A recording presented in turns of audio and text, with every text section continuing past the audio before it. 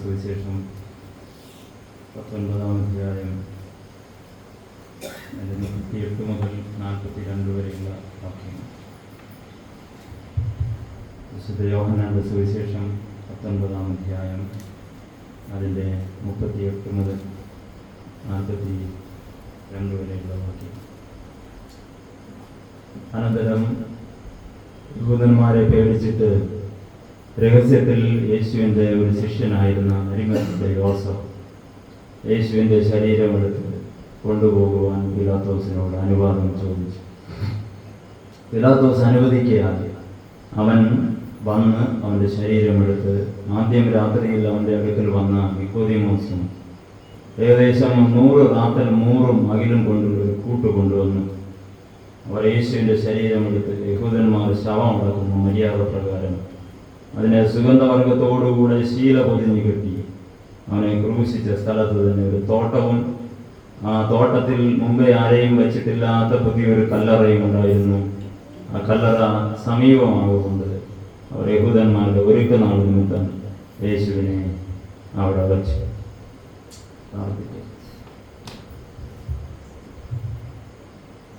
ഞങ്ങളുടെ പ്രിയ കർത്താവേ, അവിടുത്തെ കുരിശാരോഹണത്തിൻ്റെ മഹത്വപരമായ യാത്രയ്ക്കായി അല്ലാത്ത ഭീകരതയ്ക്ക് ശേഷം ഭൂമിയും പ്രപഞ്ചവും നിശബ്ദമായ ഈ രാത്രി സ്നേഹം മുറിവായും മഹത്വമായും മാറിയ അത്യുജ്വലമായ ഒരു ദിവസം, ഒരു വിലാപത്തിൻ്റെയോ സഹതാപത്തിൻ്റെയോ ദിനമായി മാറിയേക്കാമായിരുന്നു. ഒരു ദിവസത്തെ സ്നേഹം കൊണ്ട് കവിതയാക്കി മാറ്റിയ നല്ല രാത്രി, മുറിവിൻ്റെ മഹത്വം തിരിച്ചറിയുന്ന ഒരു ദിവസം. ഞങ്ങളിവിടെ ആയിരിക്കുന്നത് ആ കുത്തി തുറന്ന ചങ്കിലൂടെ നിന്റെ പിതാവിൻ്റെ പക്കലേക്ക് ഞങ്ങൾക്കൊരു വീതി ഒരുക്കിയതിനാലാണ് എന്ന് ഞങ്ങൾ വിശ്വസിക്കും. സഹനവും സ്നേഹവും ഒരുമിച്ച് പ്രദർശിപ്പിച്ച ക്രൂശ് ഈ രാത്രികാലം ഞങ്ങൾക്ക് അല്പം കൂടെ അടുത്ത് അതിൻ്റെ കൃപ ധാരാളമായും അനുഭവിക്കാം ഞങ്ങളെ നീ സഹായിക്കണമെന്ന് പ്രാർത്ഥിക്കുന്നു. ഒരു പച്ചമരം, ജീവന്റെ മരമായ കാഴ്ച ഞങ്ങൾ ഈ പകൽ മുഴുവൻ കണ്ടു. ഈ രാത്രിയിലും അത് ധ്യാനിച്ച് അവിടുത്തെ സന്നിധിയിൽ ഞങ്ങളെ ഒരിക്കൽ കൂടെ സമർപ്പിച്ച് മടങ്ങുവാൻ കർത്താവെ ഞങ്ങൾ സഹായിക്കണം എന്ന് പ്രാർത്ഥിക്കുന്നു. പ്രാർത്ഥന കേട്ടതിനായി സ്തോത്രം. യേശു ക്രിസ്തുവിന്റെ നാമത്തിൽ തന്നെ. വന്ധ്യതിരുമേനി, ഏറ്റവും ബഹുമാനമുള്ള രതീശച്ചൻ, പ്രിയ ചമ്മാസന്മാരെ, സുവിശേഷകാരക്കാരെ, കൊച്ചുമോന്മാരെ, പ്രിയ സ്നേഹിതരെ, അനുഗ്രഹീതമായ പകലത്തെ ഒരു ദീർഘമായ ശുശ്രൂഷ കഴിഞ്ഞാണ് നിങ്ങളിവിടെ ഇരിക്കുന്നതെന്ന് എനിക്ക് നന്നായിട്ട് അറിയാം. അതുകൊണ്ട് വളരെ ദീർഘമായി രാത്രിയിൽ സംസാരിക്കുന്നതിന് ഞാൻ ശ്രമിക്കുന്നില്ല. ഞാൻ വായിച്ച ഭാഗം വളരെ വിശദമായ ഒരു പ്രസംഗത്തിന് സാധ്യതയുണ്ടെങ്കിൽ വളരെ വേഗത്തിൽ വായിച്ച ഭാഗത്തേക്ക് ഞാൻ പ്രവേശിക്കട്ടെ. യേശുവിൻ്റെ തിരുവിലാപകത്തിൽ തുറന്ന് അവിടെ നിന്ന് രക്തവും വെള്ളവും ജീവനെയും മരണത്തെയും പ്രതികരിച്ചുകൊണ്ട് പുറത്തേക്ക് ഒഴി. ഈ ഹൃദയത്തിൻ്റെ 3 അറകളെ പറ്റിയൊക്കെ ഞാൻ കഴിഞ്ഞ പ്രാവശ്യം സംസാരിച്ചിരുന്നതുകൊണ്ട് ഞാൻ ഈ പ്രാവശ്യം ആവർത്തിക്കുന്നില്ല. ഇതിൻ്റെ പുറമേയുള്ള 2 ഭാഗത്തും ഈ ശ്വാസമെടുക്കാൻ മനുഷ്യൻ പ്രയാസപ്പെടുമ്പോൾ വെള്ളം കിട്ടുകയും അതിൻ്റെ ഏറ്റവും അവസാന ഭാഗമായ വെൻട്രിക്കിൾ തകരുമ്പോൾ അതിനകത്ത് നിന്ന് ഈ രക്തം പുറപ്പെടുകയും ചെയ്യുമെന്ന് മെഡിക്കൽ സയൻസ് പറയുന്നുണ്ട്. ഇപ്പോൾ ക്രിസ്തുവിനെ കുത്തി തുറന്ന ആ കുന്തം അവൻ്റെ ഹൃദയത്തെയും വാൽവിനെയും ഒക്കെ തകർത്ത് അവൻ്റെ ശ്വാസകോശത്തിൽ ലങ്സിലേക്ക് പോയി എന്നൊക്കെയാണ് ചരിത്രമൊക്കെ പറയുന്നത്. ഇതുവരെയും ഈ വലിയ ദാരുണമായ ഭീകരമായ ക്രൂശീകരണം എന്ന് പറയുന്ന വലിയ കാഴ്ചയ്ക്ക് നേതൃത്വം കൊടുത്തുകൊണ്ട് നിരുന്ന ഒരു മനുഷ്യൻ, ഒരു റോമാക്കാരൻ, അവൻ ശതാധിപൻ എന്നാണ് വേദപുസ്തകത്തിൽ അവനെ അടയാളപ്പെടുത്തിയിരുന്നത്. ഗെത്സമന തോട്ടത്തിൽ വെച്ച് ക്രിസ്തുവിനെ അറസ്റ്റ് ചെയ്യുന്നത് മുതൽ പീലാത്തോസിന്റെ കൽത്തളത്തിൽ അവനെ അടിച്ചു തകർത്ത സമയം, കുരിശിൽ അവനെ കയറ്റി തറച്ച സമയം, അവൻ പ്രാണൻ വെടിഞ്ഞ സമയം, ഈ മുഴുവൻ സമയവും പ്രത്യേകിച്ച് ഒരു ജോലിയും ചെയ്യാതെ ക്രിസ്തുവിനെ ഉപദ്രവിക്കുന്നതിന് മേൽനോട്ടം വഹിച്ച ഒരു ശ്രേഷ്ഠനായ മനുഷ്യൻ. ആ മനുഷ്യൻ ആർത്ത് വിളിച്ചു, ഇവൻ നീതിമാനായിരുന്നു, ഇവൻ സാക്ഷാൽ ദൈവപുത്രനായിരുന്നു. അവൻ പിൽക്കാലത്ത് വിശുദ്ധ സഭയുടെ ലോഞ്ചനീസ് എന്ന് പറയുന്ന ഒരു സഭാപിതാവായി മാറി എന്നുള്ളതാണ് ചരിത്രം. അതോടുകൂടെ ആ രംഗത്തിന് തിരശ്ശീല വീഴുകയാണ് ഒരു 3-ാം മണിനേരത്തോടുകൂടി. ഞാൻ വായിച്ച ഭാഗം അതിനുശേഷം സംഭവിച്ച മഹത്വകരമായ ഒരു ശുശ്രൂഷയുടെ നേർക്കാഴ്ചയാണ്. ഈ രാത്രി ധ്യാനിക്കാൻ ഏറ്റവും ഉചിതമായ ഭാഗം എന്ന് ഞാനും വിശ്വസിക്കുകയാണ്. കഴിഞ്ഞ 2000-ൽ പരം വർഷമായി ഈ കുരിശാരോഹണം ഇങ്ങനെ നിർത്താതെ മനുഷ്യനെ സ്നേഹിച്ചുകൊണ്ട് നിൽക്കുക. ഞാൻ നേരത്തെ സൂചിപ്പിച്ചതുപോലെ കേവലം ശതാധിപനെ മാത്രമല്ല, ഈ ലോകത്തിലെ അനേകായിരം മനുഷ്യരെ, ലക്ഷക്കണക്കിന് മനുഷ്യരെ പരിധിയില്ലാതെ സ്നേഹത്താൽ നിറയ്ക്കുന്നതാണ് ഈ വിശുദ്ധ കുരിശ് എന്ന് പറയുന്നത്. യേശുക്രിസ്തുവിന്റെ സ്നേഹത്തിന്റെ ആഴവും നീളവും അതിന്റെ വ്യാപ്തിയും അതിന്റെ അളവും ഒക്കെ പൗലോസ് പിൽക്കാലത്തിരുന്ന് ഇങ്ങനെ കൗതുകപൂർവ്വം വർണ്ണിക്കുമ്പോൾ ഈ കുരിശല്ലാതെ വേറെ ഒന്നും നമുക്ക് കാണുവാനായിട്ടില്ല എന്നുള്ളതാണ് ചരിത്ര സത്യം. ഏകദേശം കനമേറിയ ആ കുരിശിനകത്ത് കിടന്ന സമയം, കുറെ അധികം സമയം അവൻ അവിടെ കിടന്നതിന്റെ ഭാഗമായിട്ട് ആ കുരിശ്, ആ പച്ചമരം രക്തത്തിൽ കുതിർന്നു എന്നാണ് ചരിത്രം സാക്ഷ്യപ്പെടുത്തുന്നത്. അവനെ ഇന്നത്തെ രീതിയിൽ പോസ്റ്റ്മോർട്ടം ചെയ്തെങ്കിൽ ഏകദേശം 5000-ലധികം മുറിവുകൾ ആ ശരീരത്തിൽ എണ്ണിയെടുക്കാമായിരുന്നു എന്നൊക്കെ ചരിത്രം പറഞ്ഞ് മുന്നോട്ട് പോവുകയാണ്. ഈ കാഴ്ചയ്ക്ക് ദൃക്സാക്ഷിയായ കുറച്ചധികം മനുഷ്യരുണ്ട്. അതിൽ ക്രിസ്തുവിനോട് ചേർന്ന് നിൽക്കുന്ന ചില മനുഷ്യരുണ്ട്. ആ മനുഷ്യരിൽ ഒരാളാണ് വിശുദ്ധ യോഹന്നാൻ. ആദ്യം ഒന്ന് പതറിപ്പോയെങ്കിലും ഒരകലം അവൻ ക്രിസ്തുവിൽ നിന്ന് സൂക്ഷിച്ചെങ്കിലും പിന്നെ അവൻ അവിടെ വിട്ട് മാറിയിട്ടില്ല എന്നുള്ളതാണ്. ഏറ്റവും അവസാനം ക്രിസ്തുവിന്റെ അമ്മയെ ആ ക്രിസ്തു കുരിശിൽ നിന്ന് വാഗുണ്ട് പറഞ്ഞ് അരുളി ചെയ്ത് ഇവന്റെ കയ്യിൽ ഏൽപ്പിക്കുന്ന സമയം പിന്നെ അങ്ങനെ ആ കുരിശിന്റെ ചുവട്ടിൽ നിന്ന് പിന്മാറാതെ നിന്ന് വിശുദ്ധ യോഹന്നാൻ അപ്പോസ്തലനെ നമുക്ക് അവിടെ കാണാനായിട്ട് സാധിക്കും. വളരെ രസകരമായിട്ടുള്ള ഒരു സുവിശേഷമാണ് യോഹന്നാന്റെ സുവിശേഷം. ഞാൻ അതിലേക്ക് പോയാൽ എനിക്ക് മടങ്ങി വരാൻ ഇച്ചിരി പ്രയാസമായതുകൊണ്ട് ഞാൻ ഒന്ന് വേഗത്തിൽ പറഞ്ഞു പോകാം. കൂട്ടത്തിൽ ഏറ്റവും പ്രായം കുറവുള്ള മനുഷ്യനാണ്. 18 വയസ്സ് തികഞ്ഞോ എന്ന് സംശയം. ഇപ്പൊ ക്രിസ്തുവിന്റെ ഉറ്റ ചങ്ങാതിയും കളിക്കൂട്ടുകാരനുമായിരുന്ന യോഹന്നാൻ. അതുകൊണ്ട് തന്നെ യോഹന്നാന്റെ സുവിശേഷത്തിന് ഒരു മാർമിക സ്വഭാവമുണ്ട്, ഒരു മിസ്റ്റിക് ആയിട്ടുള്ള സ്വഭാവമുണ്ട്. ആ സുവിശേഷത്തിൽ 21 അധ്യായങ്ങളുണ്ട്. ആ അധ്യായങ്ങളിൽ ഞാൻ ഈ ധ്യാനം തുടങ്ങിയ ദിവസം നിങ്ങളോട് സംസാരിച്ചത് നിങ്ങൾ ഓർക്കുന്നുണ്ടായിരിക്കും. 13-ാം അധ്യായം മുതൽ 21-ാം അധ്യായം വരെ കുരിശുമായി ബന്ധപ്പെട്ട സംഭവങ്ങളാണ്. ഉത്ഥാനവും കൂടെ ചേർത്ത് 21 അധ്യായം. വളരെ സ്പഷ്ടമായി പറഞ്ഞാൽ 1/3 ഭാഗം സുവിശേഷം, അതിൽ കൂടുതൽ പോലും 7 അധ്യായമായാലേ 1/3 ആവുകയുള്ളൂ. അതിൽ കൂടുതൽ ഏകദേശം 9 അധ്യായങ്ങൾ, കൃത്യമായി പറഞ്ഞാൽ ഏകദേശം 232 വാക്യങ്ങൾ കുരിശിന് വേണ്ടി മാത്രം മാറ്റിവെച്ച ഒരു ശ്രേഷ്ഠനായ സുവിശേഷകനാണ് യോഹന്നാൻ. കാര്യം എന്താണെന്ന് അറിയാം. അവന്റെ ചൂട് പറ്റുവാൻ, അവന്റെ ഹൃദയതാളം അനുഭവിക്കുവാൻ, അവനോട് പറ്റിച്ചേർന്നിരിക്കുവാൻ, അവനുണ്ട പാത്രം കഴുകി, അവനിട്ട വസ്ത്രം അലക്കി, അവന്റെ തോഴനായി നടക്കുവാൻ ഭാഗ്യം ലഭിച്ച ഒരു മനുഷ്യന്റെ പേരാണ് വിശുദ്ധ യോഹന്നാൻ. അവന്റെ ജനനമൊന്നുമില്ല. അവിടെ ദേവാലയത്തിൽ വെച്ച് വിസ്മയിപ്പിക്കുന്ന സംഭവങ്ങളില്ല, മാസ്മരികമായ അത്ഭുതങ്ങളില്ല, ഉപമകളില്ല. ഈ സുവിശേഷത്തിൽ അതിന്റെയൊക്കെ ഭാഗമായി മാറ്റിവെച്ച് കുരിശ് എന്നുള്ള സത്യത്തെ വർണ്ണിക്കുവാനായിട്ട് യോഹന്നാൻ ഒരു സവിശേഷമായ ശ്രദ്ധ അവൻ കാണിച്ചിരുന്നു എന്നുള്ളതാണ്. ഇനി ഏറെ വർണ്ണനകൾക്ക് സാധ്യതയുണ്ടെങ്കിലും ഞാൻ അവിടെ നിർത്തുകയാണ്. ഞാൻ ഓർമ്മിപ്പിച്ച കാര്യം ഇതാണ്.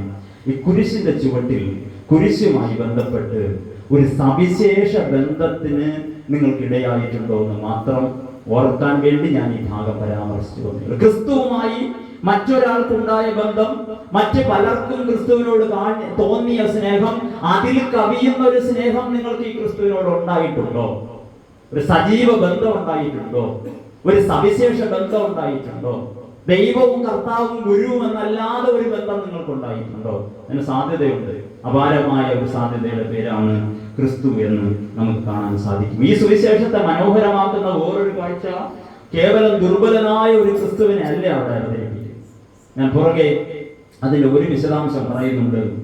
കൂസലില്ലാതെ പടയാളികൾക്ക് മുമ്പിൽ വന്നു നിന്നിട്ട് നിങ്ങൾ ആരെ അന്വേഷിക്കുന്നു എന്നുള്ള ഉറച്ച ചോദ്യം ചോദിക്കുന്ന ക്രിസ്തുവിനെ യോഹന്നാന്റെ സുവിശേഷത്തിൽ 2 പ്രാവശ്യം കാണുന്നു. എന്നിട്ട് അവൻ ഉറച്ച ശബ്ദത്തിൽ പറയുകയാണ്, എഗോ എയ്മി, ഞാനാകുന്നവൻ ഞാനാകുന്നു. അതിന്റെ വേറൊരു വെർഷനാണ് ഞാനാകുന്നു എന്ന് പറഞ്ഞ്. സത്യത്തിൽ അവിടെ കാണുന്ന കാഴ്ച, ഈ വാക്കിന്റെ മുമ്പിൽ, അവന്റെ ദൈവത്വത്തെ വെളിപ്പെടുത്തുന്ന ഈ പ്രസ്താവനയുടെ മുമ്പിൽ പടയാളികൾ നിലംപരിതാകുന്ന കാഴ്ചയാണ്. തുടങ്ങുന്നതിന് മുമ്പേ പരാജയപ്പെട്ട ഒരു യുദ്ധം. റോമാക്കാർ അവിടെ തന്നെ പരാജയപ്പെട്ടു. ക്രൂശിച്ചപ്പോഴൊന്നുമല്ല, ക്രിസ്തുവിന്റെ പ്രാണം പോയപ്പോഴൊന്നുമല്ല റോമാക്കാർ പരാജയപ്പെട്ടെ. അവരപ്പോൾ തന്നെ ഗത്സമന തോട്ടത്തിൽ വെച്ച് തന്നെ പരാജയപ്പെട്ടതായിട്ട് നമുക്ക് കാണാനായിട്ട് സാധിക്കും. മഹാപുരോഹിതന്റെ കൊട്ടാരത്തിൽ വെച്ച് തന്നെ അകാരണമായി അടിച്ച മനുഷ്യന്റെ മുഖത്ത് നോക്കി ക്രിസ്തു ചോദിക്കുന്നത്, നീ എന്നെ തല്ലിയതല്ലേ? ചില സൂത്രത്തിലുള്ള ചോദ്യങ്ങൾക്ക് ക്രിസ്തു മൗനം പാലിക്കുന്നു. മൗനം ഒരു ധീരതയാണ് കേട്ടോ. അത് ക്രിസ്തു നന്നായിട്ട് യോഹന്നാന്റെ സുവിശേഷത്തിൽ കാണിക്കുന്നുണ്ട്. പീലാത്തോസിന്റെ മുമ്പിൽ തലയെടുപ്പോടുകൂടെ നിൽക്കുന്ന ക്രിസ്തുവിനെ ഈ യോഹന്നാന്റെ സുവിശേഷകൻ സകലത്തിന്റെയും കടിഞ്ഞാണ്, ക്രൂശീകരണത്തിന്റെ ഈ മുഴുവൻ പ്രക്രിയയുടെയും കടിഞ്ഞാണ് ക്രിസ്തുവിന്റെ കയ്യിലായിരുന്നുവെന്ന് നമുക്ക് മനസ്സിലാക്കാം. അവസാനത്തെ ക്ലൈമാക്സിൽ പീലാത്തോസ് വന്നിട്ട് ഈ മനുഷ്യനെ യഹൂദന്മാരുടെ മുമ്പിൽ പ്രദർശിപ്പിച്ച് രക്താംബരം ധരിപ്പിച്ച് മുന്നിൽ കൊണ്ട് നിർത്തി ഒരു വാക്ക് പറയുന്നുണ്ട്, ഇതാ ആ മനുഷ്യൻ. യോഹന്നാന്റെ സുവിശേഷത്തിലേ ഉള്ളൂ, ഇതാ ആ മനുഷ്യൻ. ഈ പ്രഖ്യാപനവും തുടർന്ന് വീണ്ടും പറയുന്നുണ്ട്, ഇതാ നിങ്ങളുടെ രാജാവ്. ഈ പ്രഖ്യാപനമൊക്കെ ഞാൻ വായിച്ചപ്പോൾ എനിക്ക് സംശയം തോന്നിയത് പീലാത്തോസിന്റെ വായിൽ യോഹന്നാൻ തിരികെ കയറ്റിയ പദപ്രയോഗങ്ങളാണ്. അങ്ങനെ യേശുവിനോട് ക്രിസ്തുവിന്റെ ഔന്നത്യത്തെ കാണിക്കാനായിട്ട് ചില മഹത്വ ബിംബങ്ങൾ സൃഷ്ടിച്ച് ഈ യോഹന്നാന്റെ സുവിശേഷം മുന്നേറുകയാണ്. അതിന്റെ ഏറ്റവും പാരമ്യത്തിൽ ചില മനുഷ്യരെ കൂടെ യോഹന്നാൻ അതിന് സമാനമായി ചേർത്ത് വയ്ക്കുന്നു. ആ ചേർത്ത് വെച്ച രണ്ട് മനുഷ്യന്മാരെയാണ് നമ്മൾ അല്പമായിട്ട് ധ്യാനിക്കാൻ പോകുന്നത്. നമ്മുടെ അപ്പോസ്തല പ്രമാണത്തിലും നിത്യവിശ്വാസ പ്രമാണം, നമ്മുടെ അപ്പോസ്തല പ്രമാണമല്ല നിത്യവിശ്വാസ പ്രമാണമാണ് ചൊല്ലുന്നത്. ഈ രണ്ടിലും നമ്മൾ വ്യക്തമായി പറയുന്ന പ്രാർത്ഥനയുണ്ട്. പൊന്തിയോസ് പിലാത്തോസിന്റെ നാളുകളിൽ മരിച്ച് അടക്കപ്പെട്ട് ഉയർത്തെഴുന്നേറ്റ്. ഈ മൂന്ന് പ്രക്രിയയും വളരെ നിർണായകമാണ്. മൂന്ന് പ്രക്രിയയും നിർണായകമാണ്. കാരണം ക്രിസ്തുവിനെ യഥാവിധി അടക്കിയിട്ടില്ല, അടക്കിയത് കണ്ടിട്ടില്ല എങ്കിൽ ചില മനുഷ്യരുടെ വാദം പോലെ ക്രിസ്തു യഥാർത്ഥത്തിൽ മരിച്ചിട്ടില്ല.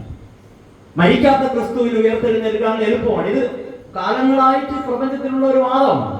അപ്പൊ ക്രിസ്തു മരിച്ചതുപോലെ തന്നെ അവന്റെ അടക്കം വളരെ ഗൗരവമായി നമ്മൾ കാണുന്നു. പൗലോസ് അപ്പോസ്തലൻ എപ്പോഴൊക്കെ സുവിശേഷത്തെ പറ്റി നിർവചിച്ചിട്ടുണ്ടോ അപ്പോഴൊക്കെ മരിച്ച് അടക്കപ്പെട്ട് ഉയർത്തെഴുന്നേറ്റ ക്രിസ്തു എന്ന് സ്പഷ്ടമായി പറയാൻ ശ്രമിച്ചിട്ടുണ്ട്. അതൊരു വിശ്വാസ പ്രഖ്യാപനമാണ്.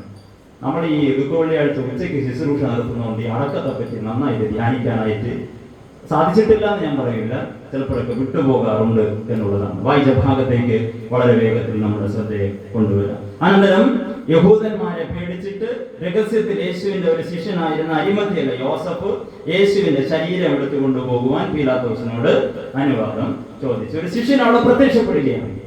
അവന്റെ വിചാരണയിൽ അവന് ന്യായം കിട്ടിയില്ല, അവന്റെ ശിക്ഷാവിധിയിൽ അവന് ന്യായം കിട്ടിയില്ല, അവന്റെ ഭാഗം പറയാൻ അവസരം കിട്ടിയില്ല. പക്ഷെ അവൻ ആദ്യമായിട്ട് നീതി ലഭിക്കാൻ പോകും. അത് അവൻ പ്രതീക്ഷിച്ച മനുഷ്യരെന്നല്ല. ഞാൻ നിങ്ങളും ഈ രാത്രിയിൽ ഈ ആലയത്തിന്റെ ഉള്ളിലായിരിക്കുമ്പോൾ, ഈ ധ്യാന സമയത്തായിരിക്കുമ്പോൾ ഈ മനുഷ്യരെ ചിതറിപ്പോയ ശിഷ്യന്മാരെ ഒന്ന് ഇടയ്ക്കിടയ്ക്ക് ഓർക്കുന്നത് നല്ലതാണ്.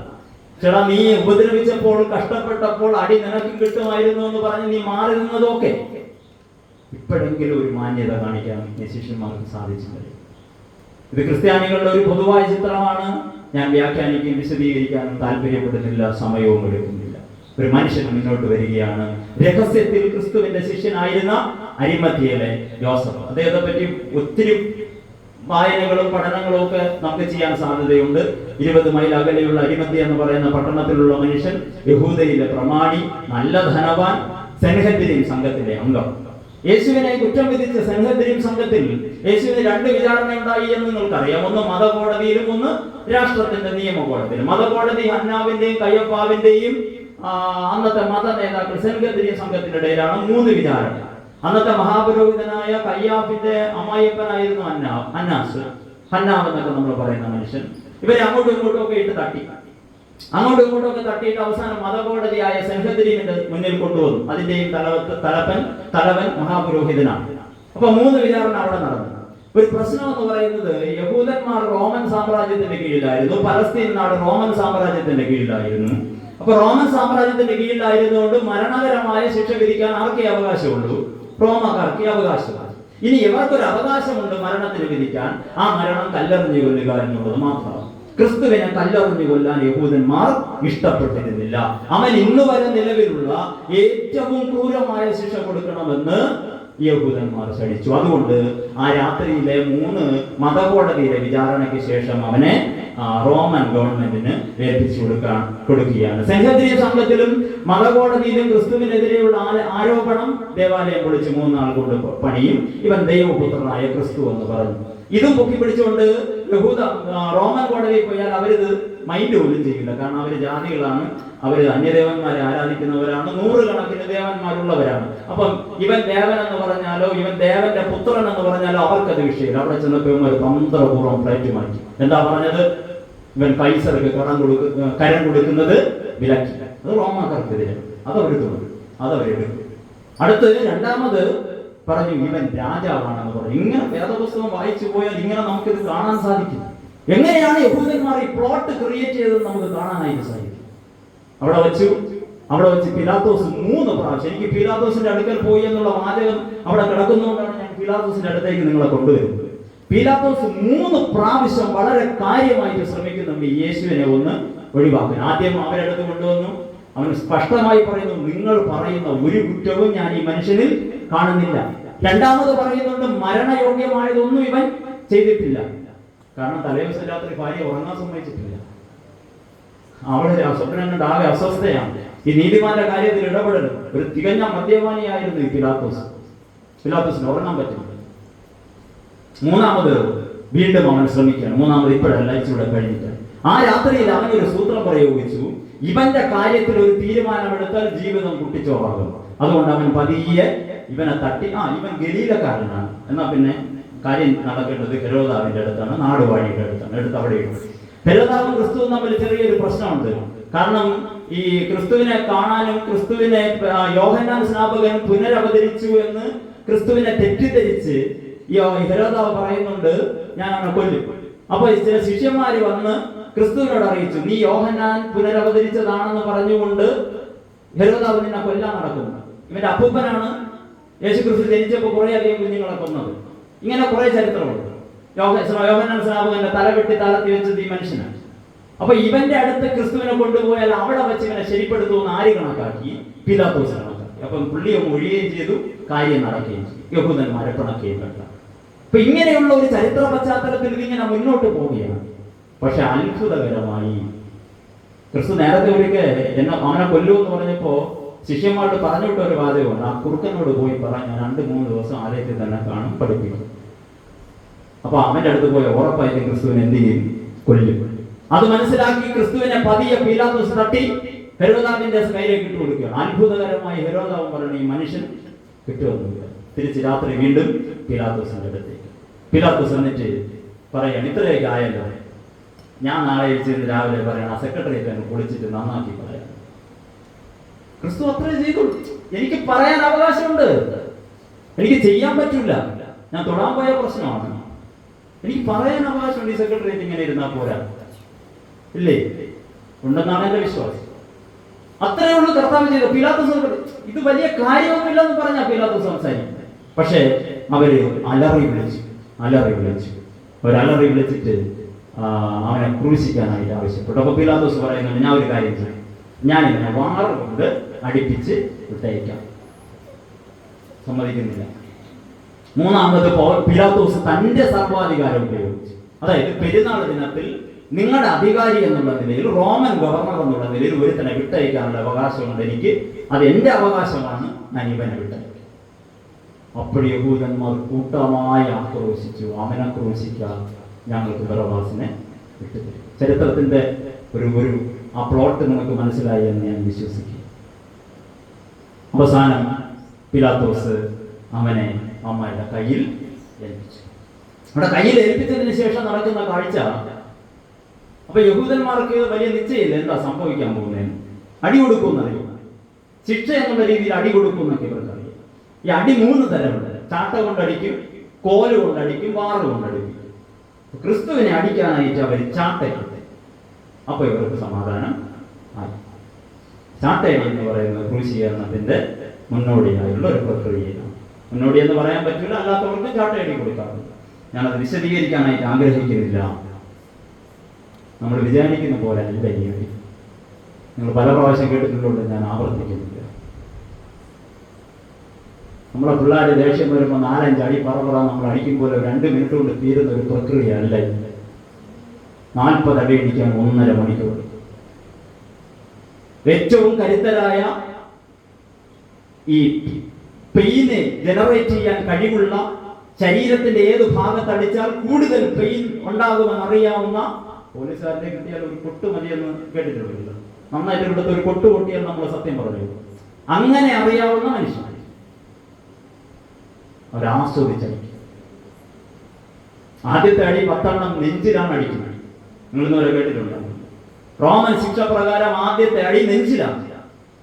അവനെ ഒരു വെൺകൽ പാറയുടെ പുറത്ത് കിടത്തിയിട്ട് നെഞ്ചിലടിക്കും, തിരിച്ച് മറിച്ച് കിടത്തിയിട്ട് വീണ്ടും കുറുക്കിലടിക്കും. മൂന്നാമതെടുത്ത് അവനെ ആ കുറ്റിയിൽ കെട്ടിയിട്ടിട്ട് അടിക്കും. ചരിത്രം ഇങ്ങനെയാണ് പറയുന്നത്: പിലാത്തോസിന്റെ കൊട്ടാരത്തിന് ചുറ്റുമുണ്ടായിരുന്ന ലയങ്ങളിലെ കുതിരകൾ ഈ അലറിപ്പായുന്ന ചാട്ടയുടെ സീൽക്കാര ശബ്ദത്താൽ വിറച്ചു വന്നു, ഒരു പൊട്ടിച്ചോടിയെന്ന് ചരിത്രം പറയുന്നു. അത്രയും ഭീകരമായിരുന്നു അവിടുത്തെ മർദ്ദനം. അതിനുശേഷം അവനെ ഇങ്ങനെ ഒരു ഇറച്ചിക്കടയിൽ ഒരു മാംസം വെട്ടിത്തൂക്കിയിട്ടിരിക്കുന്ന പോലെ അടിച്ച് തകർത്ത ഇവന്റെ ശരീരത്തെ ഒരു രക്താംബരം ധരിപ്പിച്ച് പുറത്തു കൊണ്ടുവന്ന് പിലാത്തോസ് പറയുന്നുണ്ട്, ഇതാ ആ മനുഷ്യൻ. നിങ്ങൾ കണ്ടിട്ടുണ്ടോ? നിങ്ങൾ ഈ മനുഷ്യനെ പരിചയപ്പെട്ടിട്ടുണ്ടോ? നൂന്ന് നിൽക്കുന്ന, കണ്ണുകളിൽ തീയുള്ള, ഹൃദയത്തിൽ സ്നേഹം മാത്രം കൈമുതലായിട്ടുള്ള ഈ ക്രിസ്തുവിനെ ലോകത്തിന് പ്രദർശിപ്പിച്ച മനുഷ്യന്റെ പേരാണ് പിലാത്തോസ്. ഞാൻ വിശ്വസിക്കുന്ന അവൻ വിശ്വാസിയായി തീർന്നു. ചരിത്രം അങ്ങനെ പറയുന്നത് ഞാൻ വിശദീകരിക്കാൻ ആഗ്രഹിക്കുന്നു. അവനെ കൊണ്ട് ലോകത്തിന് മുന്നിൽ നിർത്തി.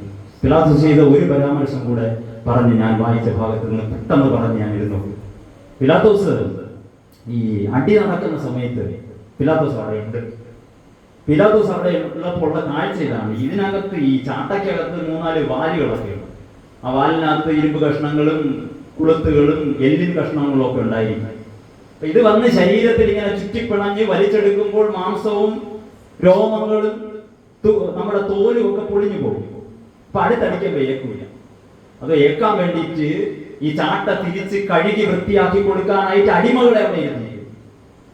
ആ അടിമകൾ ഇതിനെ ഓരോന്നായിട്ട് നുള്ളിപ്പിച്ചെടുത്ത് ചാട്ടയെ വൃത്തിയാക്കും. അപ്പോഴത്തേക്ക് മറ്റൊരാൾ അടിച്ചു കഴിയും. അതാണ് ഞാൻ പറഞ്ഞ 1.5 മണിക്കൂർ എടുക്കുമെന്ന്.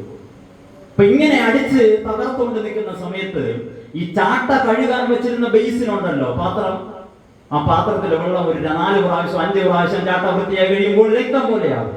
അതിനെ എടുത്ത് കളയും. ആ ഒരു ബേസിൽ എടുത്തിട്ടാണ് പിലാത്തോസ് കൈ കഴുകിയിട്ട് പറഞ്ഞത്, ഈ നീതിമാന്റെ രക്തത്തിൽ എനിക്ക് പങ്കു. ഞാൻ ഈ ചരിത്രം വിശദീകരിച്ചിരുന്നാൽ ഞാൻ വായിച്ച ഭാഗത്തേക്ക് എത്താൻ സാധിക്കില്ല എന്നുള്ളത് കൊണ്ട് ഞാൻ മുന്നോട്ട് പോകട്ടെ. ഇവിടെ ഉണ്ടായിരുന്ന ശ്രേഷ്ഠരായ പത്രോസ് എവിടെ? ഇവിടെ ഉണ്ടായിരുന്ന യോഹന്നാൻ എവിടെ? രഹസ്യ ശിഷ്യനായിരുന്ന മനുഷ്യന്റെ പരസ്യമായ സ്നേഹവും വിശ്വാസ പ്രഖ്യാപനവും ചത്ത യേശുവിന്റെ അടുത്ത് കൊണ്ടുവരുന്ന കാഴ്ചയാണ് ഈ ഖബറടക്കം, ക്രിസ്തുവിന്റെ അടക്ക ശുശ്രൂഷ എന്ന് നിങ്ങൾ ഓർക്കണം. നിങ്ങളുടെ വിശ്വാസം പ്രദർശിപ്പിക്കാനായിട്ട് ചില അവസരങ്ങളിൽ സാധിച്ചിട്ടില്ല എങ്കിൽ ക്രിസ്തുവിന്റെ അടക്കം വേദപുസ്തകത്തിൽ യോഹന്നാൻ അപ്പോസ്തലൻ ആലേഖനം ചെയ്തതിലൂടെ ആവശ്യപ്പെടുന്നത് ഇന്നലെ ചെയ്തു പോകാത്ത, ഇന്നലെ പറ്റാത്ത നന്മ, ക്രിസ്തുവിനെ പ്രതി ഇന്നലെ ഏറ്റെടുക്കാത്ത ദൗത്യം നിങ്ങൾ ഏറ്റെടുക്കാത്തിടത്തോളം കാലം ഏറ്റെടുക്കാൻ ചില മനുഷ്യർ വരുമെന്ന് നിങ്ങളോട് പറയുക. പിലാത്തോസിന്റെ കാര്യം പറഞ്ഞ പോലെ പത്രോസിന് എത്ര സൂചന കൊടുത്തു. ഞാൻ ഈ അടുത്ത കാലത്ത് ജോളി കൊച്ചുമ്മയോടൊക്കെ സംസാരിച്ചതായി ഈ പത്രോസിനൊക്കെ. പത്രോസ് ഒരു ചെറിയ പുള്ളിയല്ലായിരുന്നു. ചരിത്രം ഇങ്ങനെയാണ് പറയുന്നത്: ഈ പത്രോസും യേശുവും തമ്മിൽ മുഖാമുഖം നോക്കി കണ്ണുടക്കിയ ഒരു കാഴ്ചയാണ്. അവിടെ പുള്ളി തകർന്നു. ഞാൻ വിശ്വസിക്കുന്നത് അപ്പോഴെങ്കിലും പത്രോസ് നേരെയായേനാണ്, അവിടെയും നേരെയായി. അതിനെപ്പറ്റി പല വിശദാംശങ്ങളുണ്ട്. ഈ യെരുശലേം ദേവാലയത്തിൽ സന്ധ്യാനമസ്കാരം കഴിഞ്ഞിട്ട് യെരുശലേം ദേവാലയം അടച്ച് അതിന്റെ താക്കോൽ തൊട്ട് അടുത്തുള്ള വാതിലിനോട് ചേർന്നുള്ള ഒരു കുഴിക്കകത്ത് വെച്ചിട്ട് അതിന്റെ പുറത്തൊരു പലകയിട്ട് അതിന്റെ പുറത്ത് കയറി കിടക്കുന്ന ഒരു മനുഷ്യനുണ്ട്, ആലയത്തിന്റെ കാവൽക്കാരൻ. അതാണ് സങ്കീർത്തനക്കാരൻ പറയുന്നത്, നിന്റെ ആലയത്തിന്റെ വാതിൽ കാവൽക്കാരനായിരിക്കുന്നത് എനിക്ക് ഏറെ ഇഷ്ടം. അവിടെ ഉള്ള ഒരു മൂർത്തമായ ബിംബത്തിൽ നിന്നാണ് അവർ ആ ആശയം എടുത്തിരിക്കുന്നത്, അല്ല ചുമ്മാ ഒന്ന് എഴുതി വെച്ചാൽ. അപ്പൊ അങ്ങനെ കിടക്കുന്ന ഒരു മനുഷ്യനെ പറയുന്ന പേര് ഹിഗവർ. ദേവാലയത്തിന്റെ സൂക്ഷിപ്പുകാരൻ. രാത്രിയത്തെ സന്ധ്യാ നമസ്കാരത്തിനും യാഗത്തിനും ശേഷം അവൻ അവിടെ അങ്ങനെ കിടന്നു. രാവിലെ പ്രഭാതമാകുമ്പോൾ അവൻ പ്രഭാതയാഗത്തിനുള്ള ക്രമീകരണങ്ങളൊക്കെ ചെയ്യും, ആലയം വൃത്തിയാക്കും, ദേവാലയം തുറക്കും. തുറന്നതിന് ശേഷം അതിന്റെ മണിഗോപുരത്തിൽ കയറി എന്ന് വിളിച്ചു പറയും, ലേവ്യരെ ഉണരുവിൻ, യാഗത്തിനായി അടുത്തു വരുവിൻ.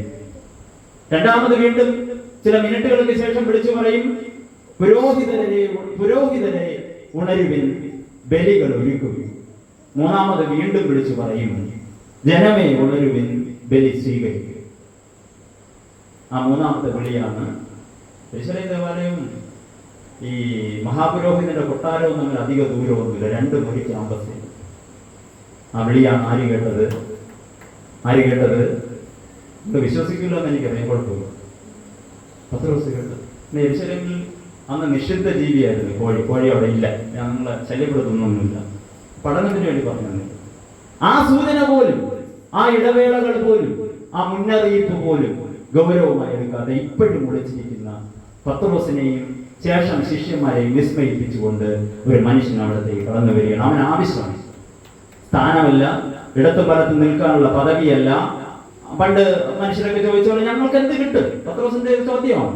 ഒരു അമ്മയുടെ ആവശ്യമാണ് മക്കളെ ഇടത്തും വലത്തും ഇരുത്തുക. ഇപ്പൊ കണ്ടില്ലേ, 2 മനുഷ്യർ ഇടത്തും വലത്തും കിടപ്പുണ്ട്. നീ കിടക്കുമായിരുന്നു, യോഹന്നാനും യാക്കോബും കിടക്കുമായിരുന്നു ഇടത്തും വലത്തും. കിടക്കാൻ ഭാഗ്യം കിട്ടിയത് 2 കള്ളന്മാർക്കാണ്. അതുകൊണ്ടാണ് കർത്താവ് അപ്പോഴും പറഞ്ഞ, നിങ്ങൾ ഈ ചോദിക്കുന്ന എന്താണെന്ന് നിങ്ങൾക്ക് പോലും അറിഞ്ഞുകൂടാ. അവന് ഈ ചത്ത യേശുവിനെ അവനത് സ്വീകരിച്ചു. അവനവിടെ ക്രിസ്തുവിന്റെ ശരീരം ഏറ്റുവാങ്ങി പിലാത്തോസിന്റെ അനുവാദം ചോദിച്ചു. അതൊരു ചരിത്ര നിയോഗമാണ്. പിലാത്തോസിന്റെ അടുത്ത് കയറി ചെല്ലില്ല. അത് ആർക്കേ സാധിക്കുകയുള്ളൂ? അരിമത്തിയിലെ യോസഫിനെ സാധിക്കുകയുള്ളൂ. യോസഫ് അത് ചെയ്യുന്നത് കണ്ട് അവന്റെ രഹസ്യ ശിഷ്യനായിരുന്ന മറ്റൊരു മനുഷ്യൻ നിക്കോദിമോസ് അവന്റെ അടുത്തേക്ക് കടന്നു വരികയാണ്. 2 ശിഷ്യന്മാർ, നഷ്ടപ്പെട്ടു പോയ, ചിതറിപ്പോയ, തെറ്റിപ്പോയ ശിഷ്യന്മാർക്ക് പകരമായി ഇവിടെ വരികയാണ്. അവർ അപ്പോസ്തലന്മാരുടെ ഗണത്തിലൊന്നും എണ്ണിയില്ല.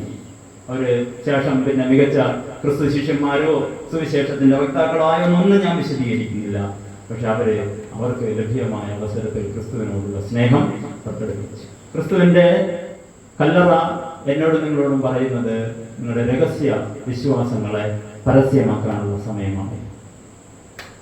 നിങ്ങളുടെ രഹസ്യമായിട്ടുള്ള വിശ്വാസ അനുഷ്ഠാനങ്ങളെ അല്പം കൂടെ ലൗഡായിട്ട് പ്രഖ്യാപിക്കേണ്ട സമയമാണ്.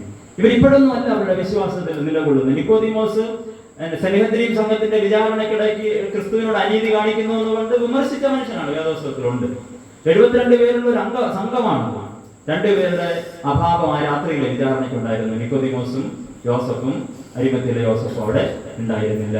70 പേരടങ്ങിയ സന്നിഹദ്രീമാണ് ക്രിസ്തുവിനെ ശിക്ഷയ്ക്ക് വിധിച്ചത്. വേദോത്സവം പറയുന്നുണ്ട്, അവന്റെ മരണത്തിൽ അവന്റെ സമ്പന്നന്മാരോടുകൂടെ പങ്കുചേർന്നു. അവിടെ കാണുന്ന കാഴ്ച എങ്ങനെയാണ്? അവന്റെ ശരീരം എടുത്തു, ഏകദേശം 100 റാത്തൽ അകിലും 100 ചേർത്ത് അവനെ ഒന്ന് സുഖപ്പെടുത്തി. സാധാരണഗതിയിൽ പിറ്റേന്ന് ശബത്തായതുകൊണ്ട് ഈ ശരീരങ്ങൾ കുരിശിൽ നിന്ന് ഇറക്കി അവിടെ ഇട്ടിരിക്കും. കുരിശിൽ കിടക്കരുതെന്നേ, മറവ് ചെയ്യണമെന്നൊന്നുമില്ല. വേറൊരു മനുഷ്യന്റെ പിന്നെ ശരീരം അപ്പുറത്ത് കിടപ്പുണ്ട്. ബെൻഹിന്നോം താഴ്വരയിൽ, ഗഹന്ന താഴ്വരയിൽ. ആ ഗഹന്ന താഴ്വര, ബെൻഹിന്നോം താഴ്വര യെരൂശലേം പട്ടണത്തിന്റെ കിഴക്ക് ഭാഗത്തുണ്ട്. ആ ഒരു മലിനജലം ഒഴുകുന്ന, ഈ വേസ്റ്റ് വീഴുന്ന, അതിൽ നിന്ന് ഗ്യാസ് ഉണ്ടായി തനിയെ എപ്പോഴും കത്തിക്കൊണ്ടിരിക്കുന്ന ഒരു സ്ഥലം. ആ സ്ഥലത്തെ ചൂണ്ടിക്കാണിച്ചാണ് നരകത്തെ പറ്റിയൊക്കെ ക്രിസ്തു പ്രവാചകന്മാരും ഒക്കെ വിശദീകരിച്ചത്. അവിടെ കിടപ്പുണ്ട് ഒരു മനുഷ്യന്റെ ശരീരം. കഴുത്തൊടിഞ്ഞ്, വയറ് പിളർന്ന്, കുടൽ പുറത്തേക്ക് ചാടി, അഴുകി തുടങ്ങിയ ഒരു മൃതശരീരം. ആരുടേതാ? യൂദയിൽ. സാധ്യത ഇവരാരും മൈൻഡ് ചെയ്യായിരുന്നെങ്കിൽ ക്രിസ്തുവിനെ എടുത്ത് അവിടെ ഇട്ടേ. അല്ലെങ്കിൽ തലയോടിടുന്ന സ്ഥലത്ത് അനേക തലയോടുകൾ ചിതറി കിടക്കുന്ന പോലെ അവിടെ അവന് കിടന്നേ. കഴുകന്മാർ വന്ന് ഭക്ഷിച്ചതിന്റെ ബാക്കി എല്ലാം അയച്ച് അവൻ അവിടെ കിടന്നേ. ആ ഒരു നീതിയെങ്കിലും ചരിത്രത്തിൽ ക്രിസ്തുവിന് ലഭ്യമായി മാനുഷികമായിട്ട്. അതിന്റെ കാരണക്കാരനായിരുന്നു ഈ അരിമത്തിയിലെ യോസഫ് എന്ന് നിങ്ങൾ ഈ പ്രാർത്ഥനയിൽ ഓർക്കണം. ശാന്തമായി നമ്മുടെ ക്രിസ്തീയ ജീവിതത്തെ ഒന്ന് വിചിന്തനം ചെയ്യണം. നമ്മുടെ വിശ്വാസ ജീവിതത്തിന്റെ പോക്ക് നമ്മൾ അളക്കണം. നമ്മൾ ക്രിസ്തുവിനെ സ്വീകരിക്കാനായിട്ട് പോകുന്നത് മഹത്വത്തിന്റെ പർവ്വതങ്ങളിൽ നിന്നാണോ അതോ താഴ്ചയുടെ കൂടാരങ്ങളിൽ നിന്നാണോ? ഒന്ന് ശാന്തമായി ധ്യാനിക്കുന്നത് നല്ലതായിരിക്കും. അവനെ അടക്കുന്ന അളവൊക്കെ അവിടെ പറഞ്ഞിട്ടുണ്ട്. കൃത്യമായി രാജാക്കന്മാരെ അഭിഷേകം ചെയ്യുന്നത് പോലെ, പ്രവാചകന്മാരെ അടക്കുന്നത് പോലെ ആരെയും വച്ചിട്ടില്ലാത്ത ശ്രേഷ്ഠമായ ഒരു കല്ലറയിൽ ഈ മനുഷ്യന്റെ ശരീരം കൊണ്ട് വയ്ക്കുകയാണ് എന്ന് നമുക്ക് കാണാൻ സാധിക്കും. എന്നാൽ അവരെ സ്വന്തമല്ലാതിരുന്നതിനെ ഇന്ന് അവൻ വിശ്വാസത്തെ പ്രതി സ്വന്തമാക്കാൻ ശ്രമിക്കുന്നു. ക്രിസ്തുവിനെ ഇനി അവശേഷിക്കുന്നത് ഈ മൃതശരീരം മാത്രമാണ്. അതെങ്കിലും സ്വന്തമാക്കിയില്ലെങ്കിൽ അയ്യോ എനിക്ക് കഷ്ടമെന്ന് പറഞ്ഞ് മുന്നോട്ട് വരുന്ന ഈ നിക്കോദിമോസിനെയും യോസഫിനെയും നിങ്ങൾ ഈ രാത്രിയിൽ മനസ്സിലാക്കണം. നമ്മെ സമ്പന്നരാക്കേണ്ടതിന് ദരിദ്രരായി തീർന്ന ഒരു ക്രിസ്തുവിനെ ഇത്തരത്തിൽ ആവരണം ചെയ്താൽ, പൊതിഞ്ഞു പിടിക്കാൻ, നല്ല ശീലയിൽ പൊതിഞ്ഞ് മാന്യമായ ഒരു വിടവാങ്ങൽ നൽകുവാൻ ക്രിസ്തുവിനെ പ്രതി അത് ചെയ്യാൻ സാധിച്ച ഈ യോസഫും നിക്കോദിമോസും എത്ര ഭാഗ്യം. ഞാൻ നേരത്തെ പറഞ്ഞല്ലോ, അളവുകൾ അവിടെ എഴുതിയിട്ടുണ്ട്. അതിന്റെ അർത്ഥം ഇതാണ്: ചടങ്ങ് തീർത്തതല്ല, ചെയ്യാൻ വേണ്ടി ചെയ്തതല്ല, നേരെ പോക്കിന് ചെയ്തതല്ല, വളരെ തികഞ്ഞ ഗൗരവത്തോടെ ഉത്തരവാദിത്വത്തോടെ സ്വന്തം കുടുംബത്തിലെ ഏറ്റവും പ്രിയനായവന് കൊടുക്കുന്ന വിടവാങ്ങൽ ഈ മനുഷ്യർ ഈ കർത്താവിന് നൽകി. ആലങ്കാരികമായിട്ട് അവരെടുത്തത് ഒരു ക്രൂശാണ്. നാളെ തൊട്ട് അവരെവിടെയില്ല, സംഘത്തിലും സംഘത്തിലില്ല, യഹൂദന്മാരുടെ പ്രമാണിയല്ല. അവൻ യഹൂദ സമൂഹത്തിൽ അനുഭവിച്ചിരുന്ന എല്ലാ നന്മകളും ആ ഒറ്റ ആക്ഷനോടുകൂടെ ക്രിസ്തുവിനെ പ്രതി എന്ത് ദൗത്യമാണ് നമ്മൾ ഏറ്റെടുക്കുന്നത് എന്നുള്ളത് നിങ്ങൾ നോക്കണം. പിലാത്തോസ് ഇടയ്ക്കിടയ്ക്ക് ചോദിക്കുന്നുണ്ട്. ശതാധിപനോട് ഒരിക്കൽ ചോദിച്ചു, ആ മനുഷ്യൻ മരിച്ചോ? അവൻ ആകെ ആകുലനാണ്. ഇപ്പം വല്ല വിധേനയും ഈ യോസഫ്, അരിമത്തിലെ യോസഫ് ചെന്നപ്പോൾ പിലാത്തോസിന് ഭയങ്കര ആശ്വാസം. ഞാൻ എൻ്റെ വിചാരം പറയുന്നത്, അത്രയെങ്കിലും നീതി എനിക്ക് ആ മനുഷ്യനോട് കാണിക്കാൻ സാധിച്ചുവല്ലോ എന്ന് പറഞ്ഞ് അവനെ ഏൽപ്പിച്ചു കൊടുക്കുക. അവൻ ആരാണെന്നറിഞ്ഞ്, അവൻ എനിക്ക് ആരാണെന്നറിഞ്ഞ് മനസ്സിലാക്കി അവരെ ഇവനെ അടക്കം ചെയ്തു. ചരിത്രം അവിടെ തീരുകയാണ്. നാളെ നിശബ്ദ ശനിയാണ്, മറ്റന്നാൾ ഉയർത്തെഴുന്നേൽപ്പാണ്. ക്രിസ്തുവിന്റെ ക്രൂശിന്റെ മഹത്വം ശതാധിപൻ കളം മാറ്റി ചവിട്ടിയതോടെ, യോസഫും നിക്കോദിമോസും കളം മാറ്റി ചവിട്ടിയതോടെ, ഞാൻ നേരത്തെ പറഞ്ഞല്ലോ, യുദ്ധം തുടങ്ങുന്നതിന് മുമ്പേ പരാജയപ്പെട്ട റോമാക്കാർ ഇവിടെ പരാജയം സമ്പൂർണ്ണമാണ്. 2 യഹൂദൻ പ്രമാണിമാരെയും റോമൻ ശതാധിപനെയും കുരിശിലേക്ക് വലിച്ചടിപ്പിക്കുവാൻ തക്ക വശീകരണ ശക്തി ഈ കർത്താവിന്റെ കുരിശിനുണ്ടായിരുന്നു എന്നുള്ളതാണ് ഈ ചരിത്രം നമ്മോട് പറയുന്നത്. തുടർന്ന് അങ്ങോട്ടുള്ള ആക്ഷനൊക്കെ നിങ്ങൾ കാണുന്നുണ്ട്. പിലാത്തോസിന്റെ അടുത്ത് മത നേതാക്കന്മാർ വീണ്ടും പോയി പറയുന്നു, ഈ ചതിയൻ ജീവനോട് ഇരുന്നപ്പോ ഇവൻ 3 ദിവസം കഴിഞ്ഞ് ഉയർത്തെഴുന്നേൽക്കും എന്നൊക്കെ പറഞ്ഞിട്ടുണ്ട്, അതുകൊണ്ട് എന്തെങ്കിലും ചെയ്യാം. പിലാത്തോസ് പറയുന്ന വാചകം, നിങ്ങൾക്ക് കാവൽക്കൂട്ടം ഉണ്ടല്ലോ, ഞാനും കുറച്ചു പേരെ തരാം, നിങ്ങൾ പോയി അതെന്താണെന്ന് വെച്ചാൽ ചെയ്തു. അതൊന്നും അവിടെ തീരുന്നില്ല എന്നുള്ളത് നിങ്ങൾക്ക്. സകല പഴുതുകളും അടച്ച് ക്രിസ്തുവിനെ അവര് അടക്കം ചെയ്യും. പക്ഷേ ആ കല്ലറകളെ, ആ മുദ്രകളെ, ആ ചങ്ങലകളെ ഭേദിച്ചുകൊണ്ട് എൻ്റെ കർത്താവ് ഉയർത്തെഴുന്നേൽക്കുക. എനിക്ക് കുറച്ച് അധികം പ്രായോഗികമായ കാര്യങ്ങൾ അടക്കവുമായിട്ട് ബന്ധപ്പെട്ട് പറയാൻ ആഗ്രഹമുണ്ട്. പക്ഷേ ആ വേദിയല്ലാത്തതുകൊണ്ട് ഞാൻ പറയുന്നു. യഹൂദന്മാരുടെ മര്യാദ പ്രകാരം അവരടക്കം ചെയ്തു. തോട്ടത്തിൽ, ഇവിടെയൊക്കെ യോഹന്നാൻ തോട്ടം എന്ന പദം ഉപയോഗിക്കും. ഗത്സമന എന്നുള്ള തോട്ടത്തിന് പോലും പുള്ളി ഗത്സമന എന്ന് പറയുന്നില്ല. തോട്ടത്തിലാണ് കല്ലറ. യോസഫിന്റെ കല്ലറയാണെന്ന് പോലും യോഹന്നാൻ സുവിശേഷം പറയുന്നു. അവിടെ അടുത്തൊരു കല്ലറ ഉണ്ടായിരുന്നുകൊണ്ട് അവിടെ വെച്ചു എന്നാണ് പറഞ്ഞത്. ക്രിസ്തുവിനെ എവിടെ അടക്കം ചെയ്തിരിക്കുകയാണ്? എവിടെയാണ് ആ തോട്ടം? പരിശുദ്ധ സഭയാണ് ആ തോട്ടം. എന്റെയും നിങ്ങളുടെ ഹൃദയമാണ്. അവിടെ കേവലം അടക്കം മാത്രമല്ല ചെയ്യപ്പെട്ടിരിക്കുന്നത്, അവനൊരു ജീവനായി അവിടെ ഇരിക്കുകയാണ്. ഈ തോട്ടത്തിൽ, ഈ കല്ലറയിൽ കിടന്ന ക്രിസ്തുവിന് പോലും, ഞാൻ എന്റെ വിശ്വാസം അനുസരിച്ച് പറഞ്ഞാൽ ജീവൻ ഉണ്ടായിരുന്നു എന്നുള്ളതാണ്. അവൻ നിർജീവനൊന്നുമായിരുന്നു. ആ സമയത്ത് പാതാളത്തിലേക്ക് ഇറങ്ങിയെന്നൊക്കെയുള്ള വായനയൊക്കെ വേദപുസ്തകത്തിലുണ്ട്. ഞാൻ ആ ഭാഗത്തേക്കൊന്നും ഈ രാത്രിയിൽ പോകുന്നു. ശാന്തമായി ക്രിസ്തുവിനോട് 2 മനുഷ്യർ കാണിച്ച നീതിയെ ധ്യാനിക്കുന്ന ദിവസമാണ് ഈ വെള്ളിയാഴ്ച രാത്രി. അവന്റെ മരണത്തിൽ സമ്പന്നന്മാരോടുകൂടെ ദൈവം ഓഹരി കൊടുത്തു. ഏറ്റവും ശ്രേഷ്ഠമായ വിടവാങ്ങൽ, ഏറ്റവും ശ്രേഷ്ഠമായ ഒരു സ്വീകരണം അവരൊരുക്കി. വേദപുസ്തകത്തിന്റെ പണ്ഡിതന്മാർ പറയുന്നത്, പഠിച്ചിട്ടുള്ളവർ പറയുന്നത്, അവന്റെ ഉയർത്തെഴുന്നേൽപ്പിന് വേണ്ടി അവനെ അവര് കൊണ്ട് അവിടെ വച്ചു. അതാണ് ദൈവത്തിന്റെ സ്തോത്രം. ഉയർത്തെഴുന്നേൽപ്പിന്റെ ആദ്യത്തെ പടി ആര് ചെയ്തു? ഈ 2 ശിഷ്യന്മാരായിട്ട് ചെയ്തു എന്നതാണ്. ഈ ധന്യമായ കുരിശിനെ നമുക്ക് പുൽകാം. ആ കാരുണ്യപ്പെയ്ത്തിൽ നമുക്ക് നനയാം. നമ്മുടെ ശുശ്രൂഷകളെ ഗൗരവമായി എടുക്കാം. ക്രിസ്തുവിനെ പ്രതി അല്പം മെച്ചപ്പെട്ട ചില ശുശ്രൂഷകളിലേക്ക് നമുക്ക് പ്രവേശിക്കാം. ദൈവം നമ്മെ സഹായിക്കും.